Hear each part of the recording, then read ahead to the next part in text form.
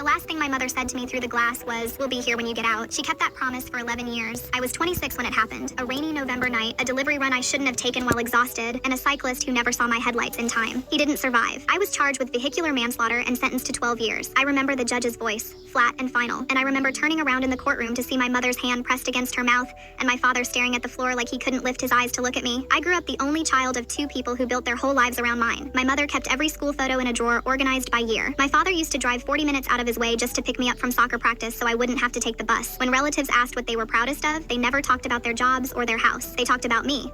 And then I took something from the world that could never be given back, and I became the reason my parents had to explain to neighbors why their daughter wasn't around anymore. Prison didn't break me the way people expect. The food was bad, the nights were long, but none of that touched me the way visitation Sundays did. Every single week, without fail, my parents made the 2-hour drive. My mother brought updates about the garden, about cousins getting married, about nothing important, just to give me something normal to hold on to. My father mostly sat quietly and listened, but he never missed a visit, not once in 11 years, not even the winter he had pneumonia, which I only found out about after the fact because he refused to let my mother tell me while it was happening. I built my entire sentence around one promise to myself. When I got out, I would spend every day making up for lost time. I would take my mother to the ocean, since she always said she wanted to retire near the water. I would sit with my father on the porch, the way we used to before everything fell apart. I would be the daughter I hadn't gotten to be for over a decade. The day I walked out, my mother was waiting at the gate, and she hugged me so hard I nearly lost my balance. My father stood a few feet behind her, hands in his pockets, smiling in a way that didn't quite reach his eyes. I told myself it was just emotion. It wasn't until we got home that my mother sat me down at the kitchen table and told me what she'd been hiding in every phone call for the past 3 years. My father had early onset dementia. It started small, she said. Misplaced glasses, repeated questions. Then it became forgetting what year it was, forgetting how to get home from the grocery store 2 blocks away. She never told me because she didn't want me carrying that weight behind bars, unable to do anything but worry. The next morning, I found him on the porch, in the same spot he used to wait for me after school. I sat down beside him, and he looked over at me politely,